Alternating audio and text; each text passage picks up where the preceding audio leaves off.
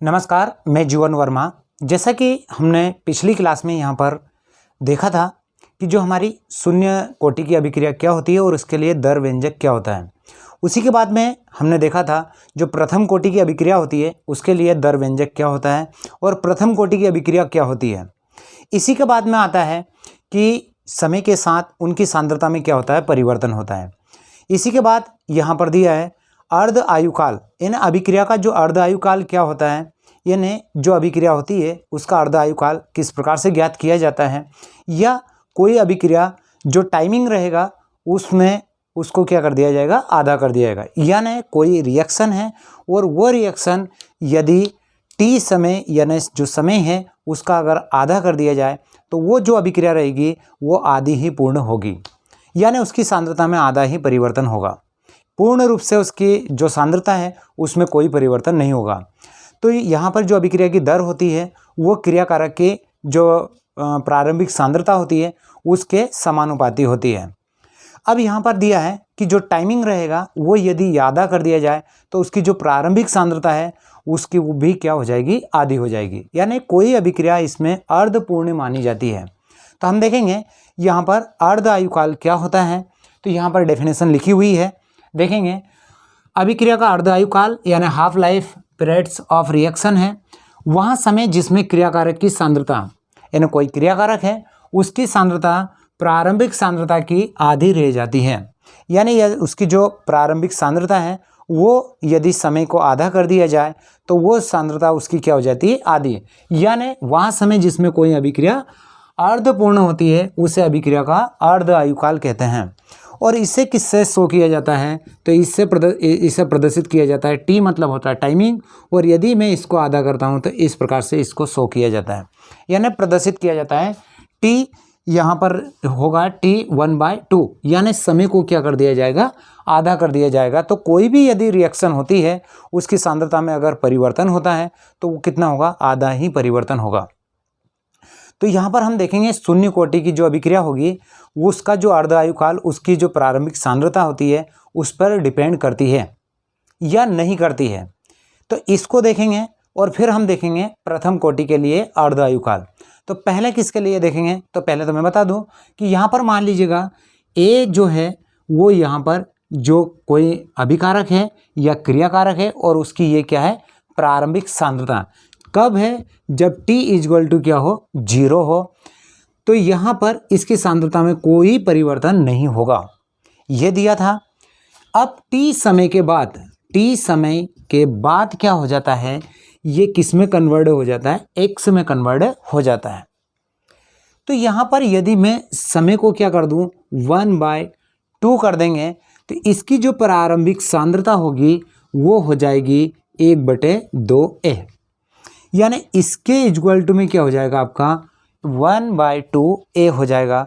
यहाँ पर ये जो a इसमें जो कन्वर्ट होने जा रहा है तो ये कितना कन्वर्ट होगा, ये आधा ही कन्वर्ट होगा, यानी आधा ही बदला जाएगा। तो हम देखेंगे x इक्वल टू क्या जाएगा, 1/2a हो जाएगा। तो ये किसके लिए होगा, यानी हमने समय को क्या कर दिया है, आधा कर दिया है। तो इसमें जो अभिक्रिया होगी वो आधी ही पूर्ण होगी। क्यों, क्योंकि a t समय में तो 0 होगा। यदि मैं t समय दे दूं तो ये a किस में कन्वर्ट हो जाए, x में।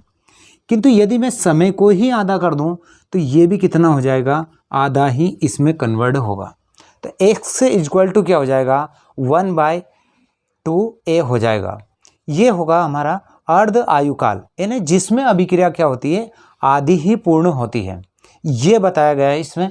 तो चलिए हम यहाँ पर देखेंगे शून्य कोटि की अभिक्रिया के लिए अर्ध आयुकाल।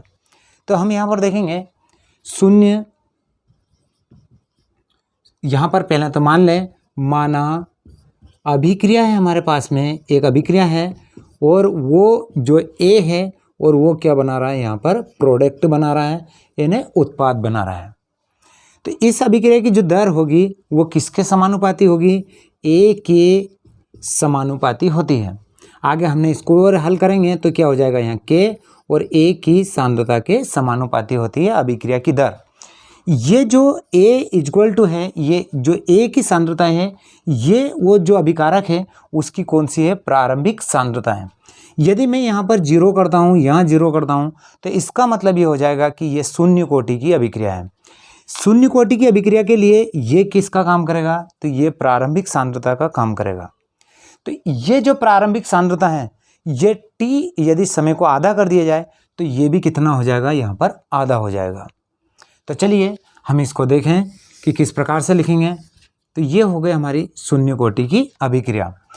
हम यहाँ पर शून्य जो कोटि है, शून्य कोटि की अभिक्रिया, उसके लिए जो दर व्यंजक ज्ञात करके लेकर आए थे, यानी समय के साथ शून्य कोटि की अभिक्रिया यानी उसकी सांद्रता में परिवर्तन किस प्रकार से होता था, ये लेकर आए थे। तो वहाँ पर लिखा था हमने K इक्वल टू होता है हमारा शून्य कोटि की अभिक्रिया में K क्या है, यहाँ पर एक स्थिरांक है, और A ये है उसकी अंतिम या सांद्रता, और ये है उसकी प्रारंभिक सांद्रता, बटे में क्या रहेगा हमारा T।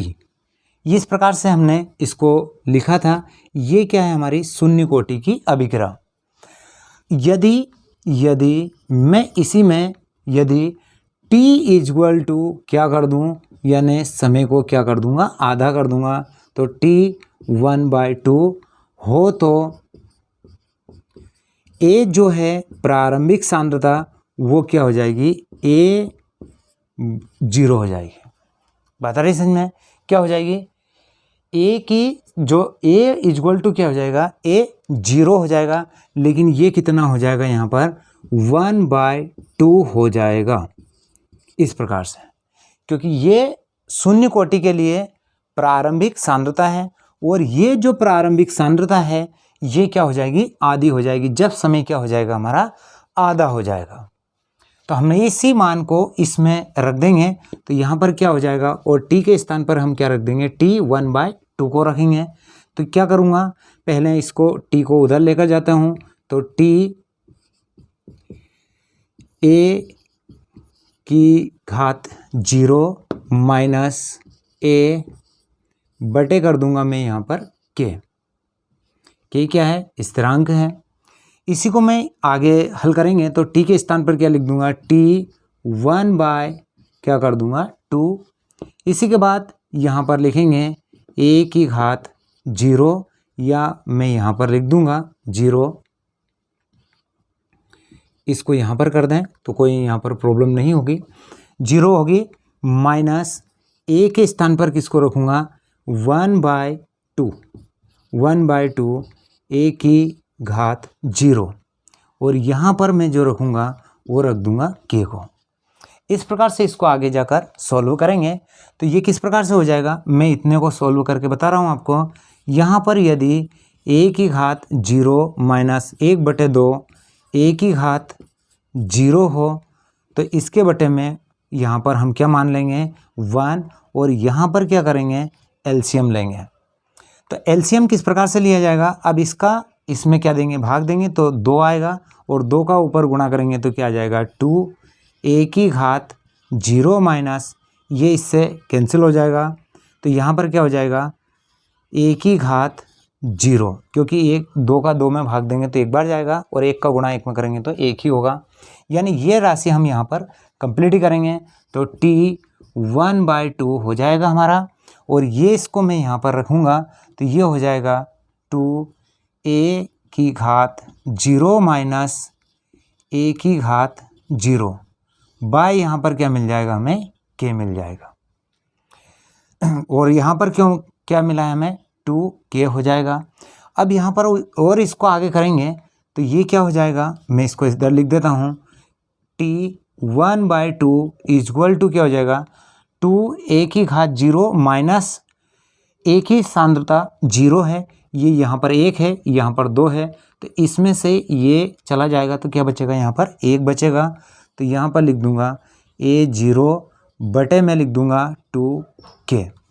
ये जो 2 आया है इसका K में क्या हो जाएगा इनटू हो जाएगा, तो ये राशि यहाँ पर यह एक व्यंजक या दर हमें यहाँ पर प्राप्त हुआ है।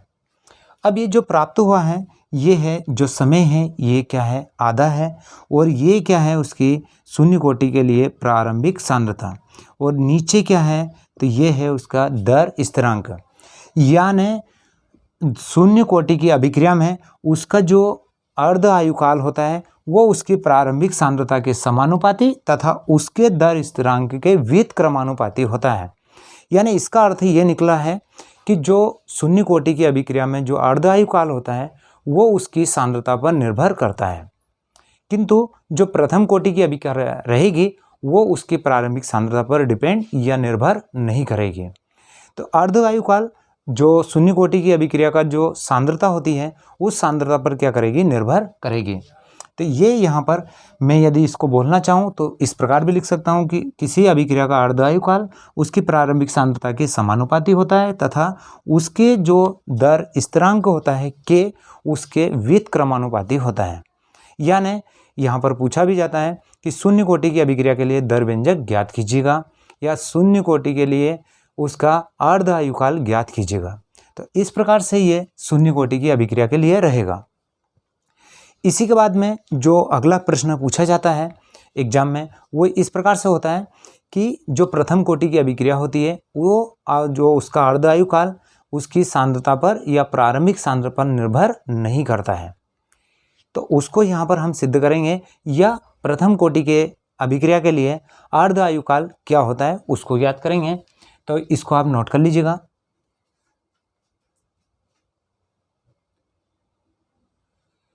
इसी के बाद चलिए यहाँ पर हम देखेंगे तो वो रहेगी हमारी प्रथम कोटि की अभिक्रिया। यानी प्रथम कोटि के लिए अर्ध आयुकाल क्या होगा। अर्ध आयुकाल का मतलब ये है कि जो अभिक्रिया होगी वो अर्धपूर्ण मानी जाती है।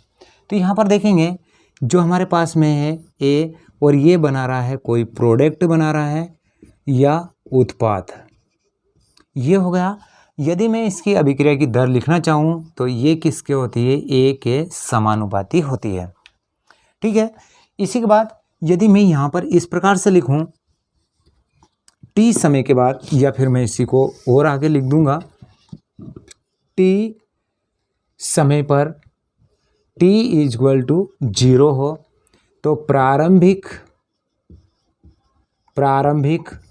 सांद्रता क्या हो जाएगी इसकी, a की घात, यहाँ पर प्रारंभिक सांद्रता मान लूँ मैं a मानो, और ये t यदि 0 होता है तो x में कन्वर्ट नहीं होगी। कितनी कन्वर्ट होगी, 0 में कन्वर्ट होगी। पहले भी बताया था आपको कि यदि समय क्या हो t इक्वल टू 0 हो तो उसकी जो प्रारंभिक सांद्रता क्या है, a है, तो वो 0 ही कन्वर्ट होगी, यानी कोई परिवर्तन नहीं होगा।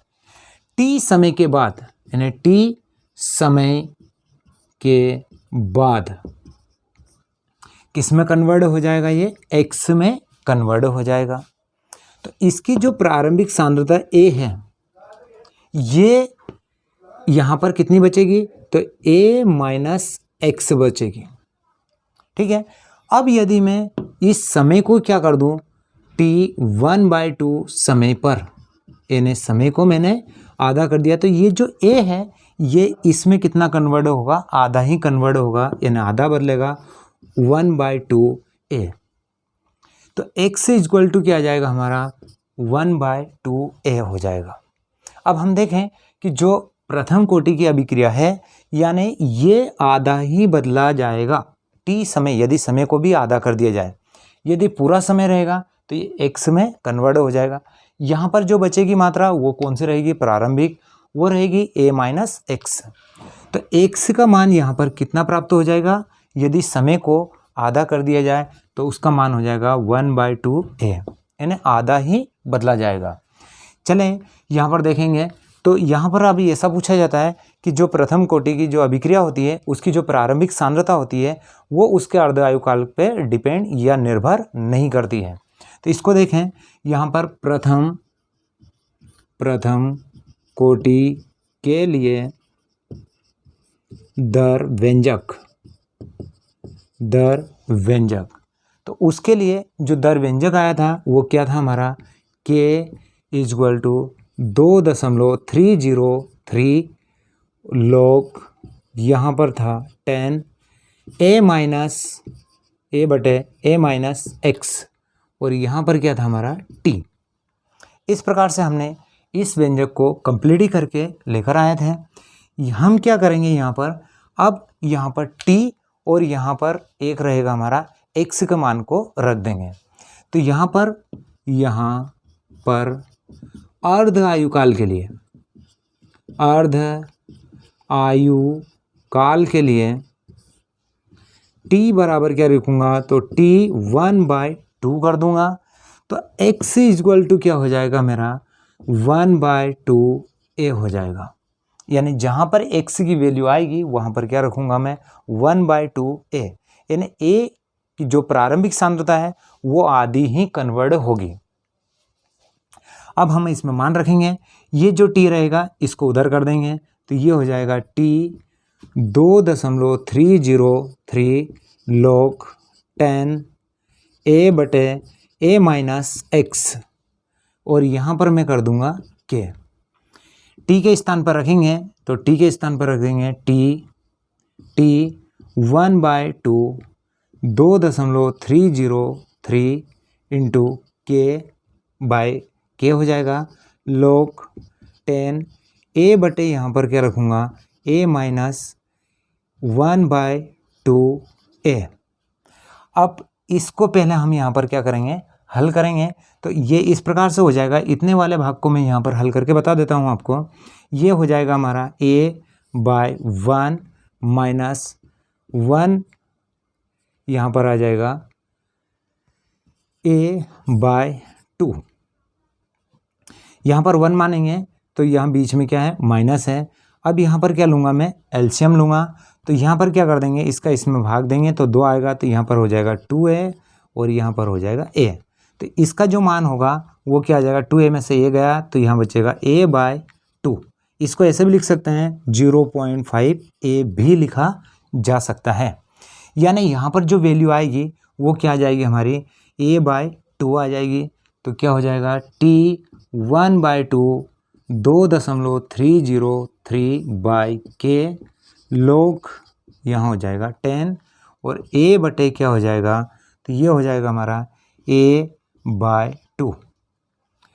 अब यहाँ पर हम इसको क्या करेंगे, इसको जैसे ही ऊपर लेकर जाएंगे तो ये हो जाएगा t 1/2 2.303 log, और ये हो जाएगा हमारा 10।